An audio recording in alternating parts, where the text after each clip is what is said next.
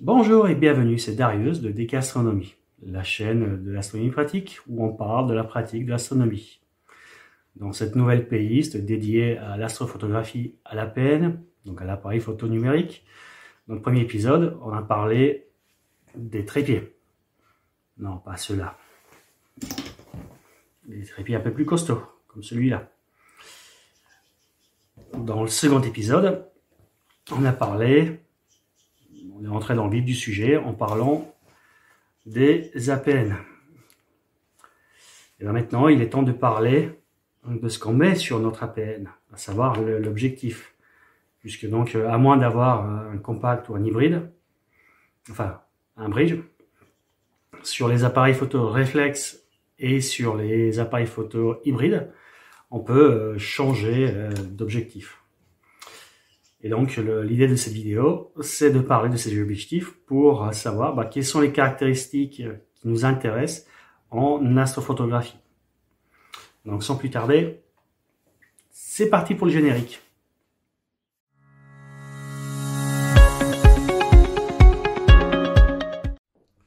Bon, donc mon appareil photo, c'est un Canon 200D. Donc on va pas mal parler des objectifs en rapport avec cette marque, Canon. Mais ce qu'il faut savoir, c'est que tout ce qui sera dit dans cette vidéo est parfaitement transposable dans les autres marques.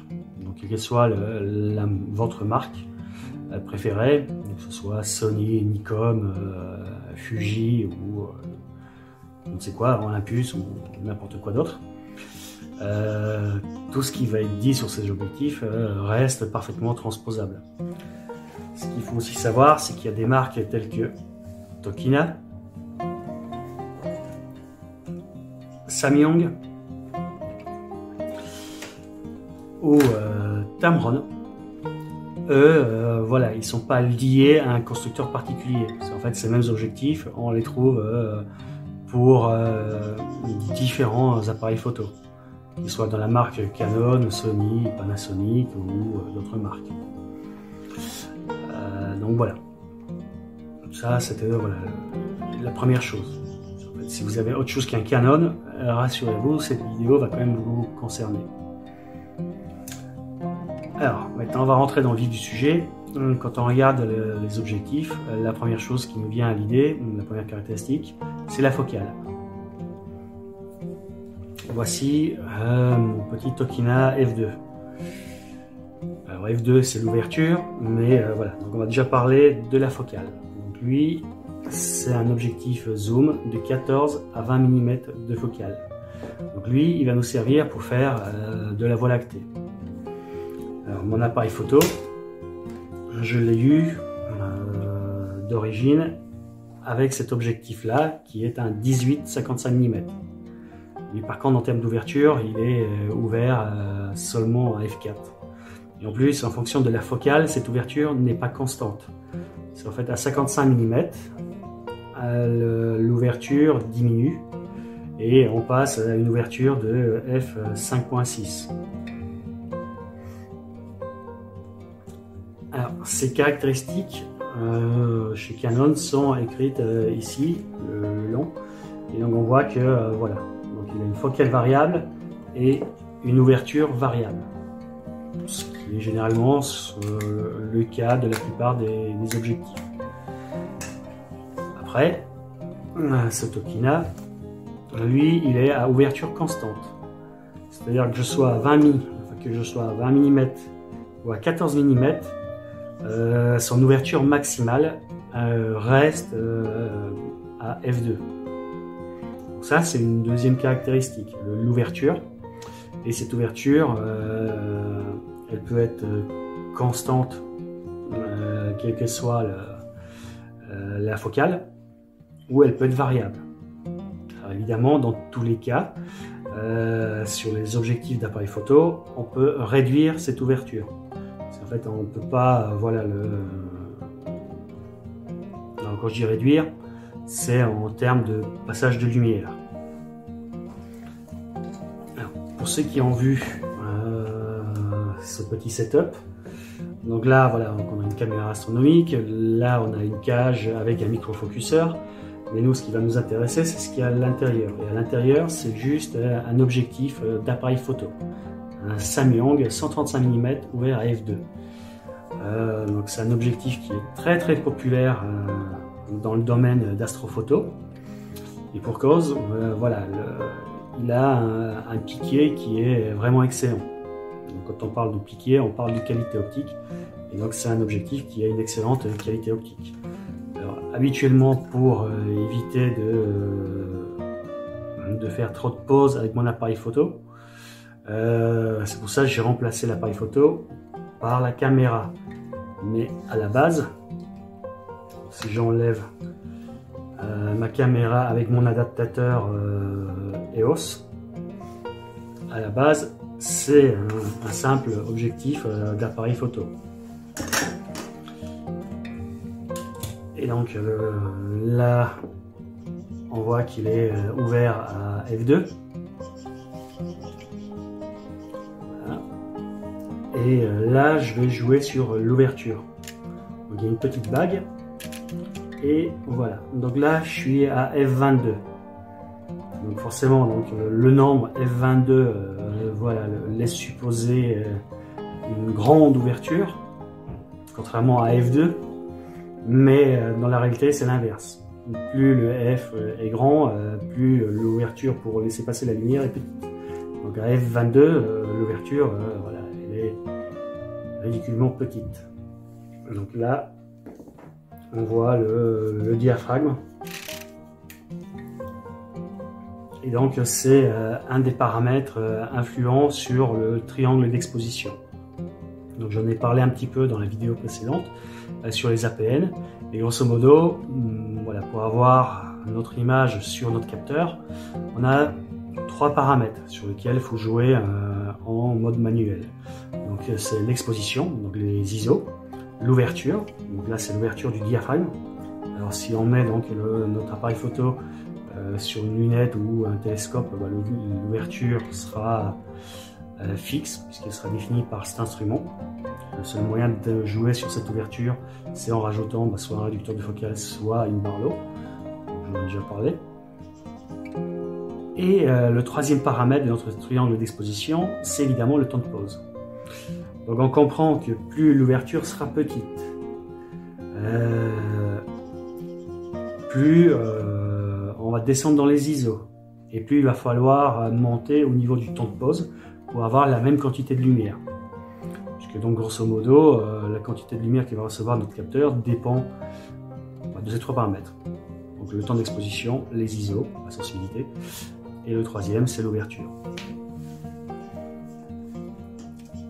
Donc là on a vu le deuxième paramètre, l'ouverture. Et donc évidemment on va travailler à l'ouverture d'un point de vue numérique la plus petite possible. Et d'un point de vue d'ouverture du diaphragme, ben en fait, on sera donc à l'ouverture maximale. L'ouverture maximale ou presque maximale. En fait, ça, c'est une optique d'excellente qualité. Là, on a donc un objectif à 500-600 euros, dans lequel il n'y a pas d'électronique. Tout le prix a été mis dans la qualité optique. Donc là, on n'a pas d'autofocus. Le focus est manuel. On n'a pas de stabilisateur d'image. Donc voilà, cet objectif-là, pour prendre des photos, il n'y a pas le choix. Il n'y a qu'un seul mode qui marche avec lui, c'est le mode manuel. Le mode auto, donc, qui gère à la fois donc, les ISO, l'ouverture, la mise au point et le temps de pause. Voilà, là-dessus est totalement inefficace puisque donc voilà, il n'y a pas de mise au point automatique et il n'y a pas de réglage automatique du diaphragme et ainsi de suite. Donc voilà, et juste pour montrer, là si on regarde, donc c'est bien un objectif d'appareil photo. Là la cage, j'ai pas envie de la démonter puisque donc la bague de réglage via le microfocuseur est réglée pour avoir donc la mise au point à l'infini qui est faite pour ben voilà, prendre des photos du ciel profond. Et donc j'ai pas envie de refaire les réglages, donc à chaque fois il faut jouer sur cette 2 molettes pour régler un petit peu. en fonction de la température, puisqu'en fait on a de la dilatation et donc la mise au point, voilà, en fonction de la température ambiante, elle change un peu. Mais voilà. Ce qu'il faut savoir, c'est que c'est juste un objectif et c'est pas le voilà, c'est un objectif qui est quand même très réputé dans le domaine astro. Donc ça, avec 135 mm de focale, on va pouvoir photographier des petites constellations. Typiquement, la constellation de la Lyre, elle entre en entier dans le champ de mon APS-C. Mais voilà, si on veut faire des photos de grandes constellations, telles que la constellation de Lion ou de Pégase ou d'autres constellations conséquentes, il faudra faire plusieurs photos pour avoir donc la constellation en entier sur la photo. Là, ça c'est un 50 mm à focale fixe. Donc en fait la seule focale qu'il a, c'est 50 mm. Alors lui, voilà, donc on voit qu'il est ultrasonique et qu'il est ouvert à f4. Donc f4, c'est une très belle ouverture. Voilà. On voit. Là, il y a beaucoup de lumière qui arrive sur le capteur. Alors même si c'est un objectif assez haut de gamme, voilà, si vous faites de la photo de tous les jours, je vous le conseille. Si vous faites de l'astrophoto, si vous pouvez vous offrir, je vous le conseille. Mais si vous ne pouvez pas vous offrir cet objectif qui coûte quand même dans les 400 €, sachez que pour 100-120 €, vous pouvez acheter donc le même en f1.8. f1.8 est 2 fois moins lumineux que f1.4, mais voilà, vu qu'il coûte 3 à 4 fois moins cher que celui-ci, voilà, il est vraiment très abordable. Donc s'il y en a un que je peux vous recommander, c'est son petit frère f1.8 en 50 mm de chez Canon. Et voilà, donc lui il est ultrasonique, donc en fait la mise au point est très rapide et très silencieuse.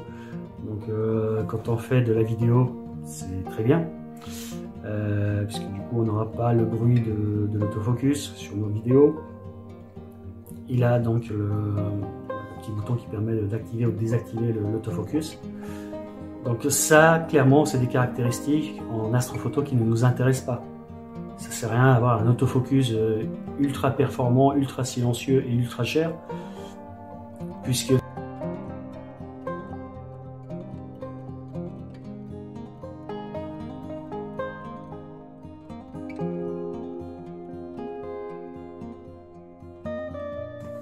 cet objectif-là, il a deux boutons. Voilà. Là, si on regarde, le bouton en haut, c'est l'autofocus. Donc on le met en manuel. Et la stabilisation d'image, en fait, quand on met donc quand on l'active et qu'on n'est pas, voilà, quand on fait à la main levée, donc la stabilisation d'image marche bien. Par contre, quand on a la stabilisation d'activer alors qu'on est sur un trépied, au lieu d'avoir une image fixe, ben en fait, il va essayer de stabiliser quelque chose qui est déjà stabilisé, il ne va pas comprendre ce qui se passe, et on aura l'effet inverse. En fait, la stabilisation va faire qu'on aura il va essayer de stabiliser une image stabilisée et le rendu sera pas bon du tout. En fait, on va générer du tremblement là où il n'y en a pas. Donc voilà, ça c'est des choses, des fonctionnalités gérées par de l'électronique. Voilà, ça a un coût. Et en astrophoto, clairement, c'est des fonctionnalités qui ne nous intéressent pas. Donc la stabilisation d'image, sur trépied, on n'a pas besoin de stabiliser, c'est déjà stabilisé. L'autofocus, en basse luminosité, à moins d'avoir un Sony A7S, il aura quand même beaucoup de mal à faire la mise au point correctement. Donc, du coup, on sera obligé de la faire à la main, en live view. Donc ça sert à rien d'avoir des objectifs avec de l'autofocus, puisque de toute façon on ne va pas l'utiliser. Là sur ce Tokina, voilà, on a de l'autofocus, et donc c'est la position des 7 bagues qui sélectionne le mode. Donc si on est en autofocus ou en manuel. On a astrophoto, un seul mode qui marche, le manuel. Alors, puisqu'on parle des fonctionnalités un peu particulières des objectifs, on trouve également sur certains objectifs un bouton pour passer en mode macro. Donc, macro, c'est pour prendre les petites fleurs, les petits insectes et ainsi de suite. Nous, à l'infini, enfin nous pour la prise de vue de photos du ciel, ce qu'on va faire, c'est des photos avec de la mise au point à l'infini. Donc clairement, c'est une fonctionnalité, le mode macro, qui ne va pas nous intéresser du tout. Donc on ne va pas prendre des objectifs avec cette fonction-là. Enfin, à moins que voilà, qu'on fasse de l'infiniment petit à l'infiniment grand. Là, ça peut avoir sa petite utilité, mais voilà, en astrophoto, ça ne sert pas. Donc pareil, celui-là, il n'est pas stabilisé, mais au moins, il est d'autofocus. On a dit que de toute façon, on va faire une mise en point en manuel, donc ça, c'est pas quelque chose qui va nous intéresser. Alors, ce que j'ai dans la main, c'est un Tamron 70 à 300 mm. Donc c'est un objectif qui coûte à peine une centaine d'euros. Dedans, on a un autofocus, on a un mode macro. Donc on comprend que pour 100 euros, sachant qu'on a de l'électronique, la qualité optique ne sera pas exceptionnelle. En fait, ça, j'ai acheté pour voilà, partir en voyage. Et voilà, donc il a son grand frère Tamron qui existe en version 18-400 mm. Donc là, c'est un objectif qui remplace toute la gamme d'objectifs qu'on veut. Voilà. Ce qu'il faut savoir, c'est que la qualité optique de cet objectif est vraiment médiocre. On en a pour son argent. Si vous avez un petit budget, si vous n'avez pas enfin voilà, si vous avez acheté un appareil photo avec juste un petit zoom 18-55 mm et que voilà, vous voulez offrir donc un objectif avec une plus grande focale, ça peut être une bonne alternative. Donc là, on va du 70 au 300, mais sachez que voilà, la qualité optique elle est quand même pas terrible. Vous allez être déçu des photos. Cet objectif de Canon, donc lui c'est un 55-250 mm. En termes de voilà, c'est un objectif d'entrée de gamme et il est quand même carrément un cran au-dessus. Mais bon, coûte pratiquement le double de celui-là. Donc voilà, celui-là je l'ai eu dans un kit avec cet objectif-là et mon appareil photo. Donc voilà, ce qu'il faut savoir, c'est que si vous achetez donc un kit, voilà, il vaut mieux toujours prendre en kit parce que ça revient beaucoup moins cher que d'acheter donc le boîtier et les objectifs à côté. Et franchement, ces deux objectifs sont pas si mal que ça. Donc quand j'ai acheté mon appareil photo, voilà, donc j'allais du 18 jusqu'à 250 mm. Donc du grand angle ou téléobjectif, c'était bien. Et voilà, quand j'ai voulu faire de l'astrophoto un peu plus sérieusement, j'ai acheté des objectifs qui vont bien. On a un grand angle à 135 mm et aussi bien pour les portraits que pour les constellations voilà, de taille moyenne. J'ai pris ce 50 mm. Donc là, avec ce 50 mm, voilà, on peut déjà avoir des constellations 2,5 fois plus grandes que avec ce 135 mm. Alors, qu'est-ce qu'on peut dire en résumé? C'est que donc voilà, la première caractéristique qui va nous intéresser, c'est la focale. Petite focale égale grand angle égale grand champ, donc Voie lactée ou des constellations. Et une grande focale va nous permettre de chercher du détail dans ces constellations, donc sur voilà, les nébuleuses ou du détail sur la Lune.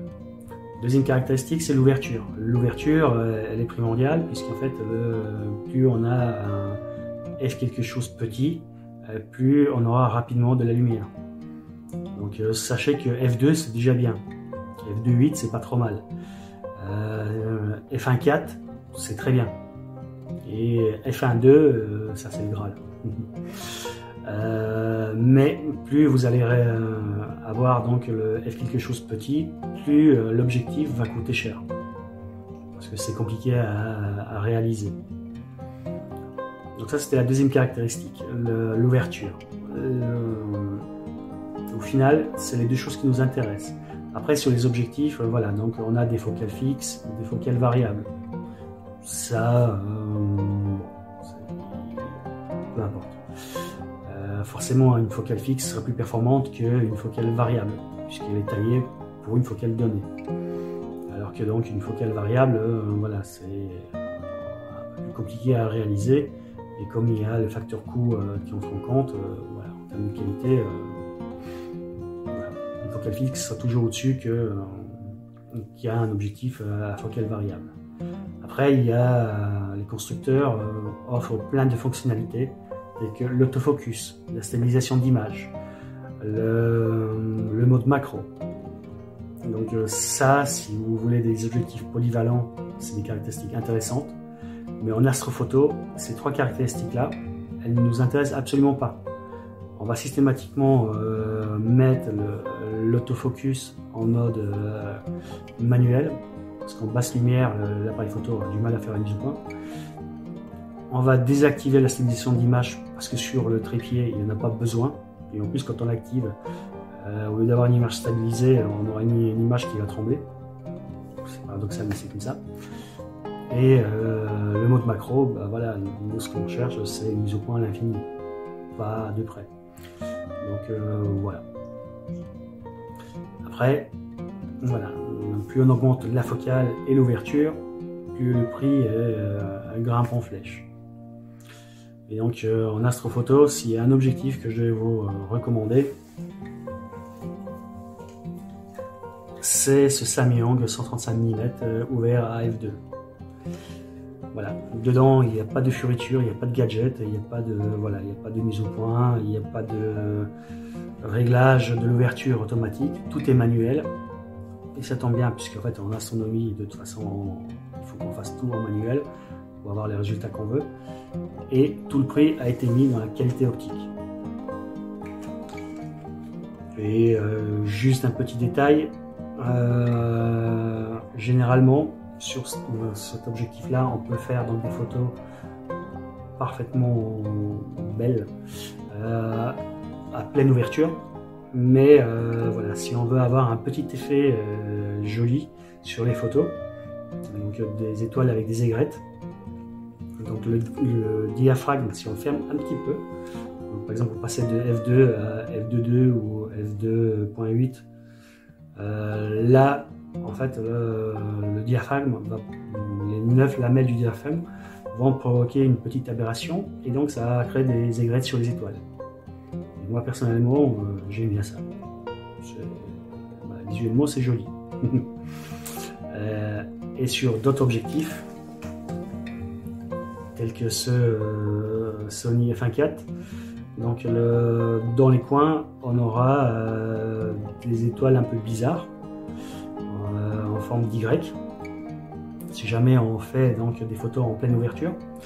Et donc là pareil, on va fermer un petit peu l'ouverture, on va passer à F1.8 voire F2 ou F2.8 pour justement limiter cet effet dans les coins et avoir voilà, de jolies aigrettes et pas de coma dans les bords des photos. Alors, les aberrations sur les objectifs, il y en a, que ce soit télescope, lunettes ou les objectifs d'appareil photo, on a toute une série d'aberrations, mais ça on en reparlera à l'occasion dans d'autres épisodes. Donc voilà. Alors j'espère que cet épisode vous a plu. N'hésitez pas à le partager sur vos réseaux sociaux pour que d'autres puissent en profiter. Laissez-moi un petit commentaire ou un pouce bleu vers le haut. Et je vous dis à la semaine prochaine pour parler des intervalomètres. A plus, ciao!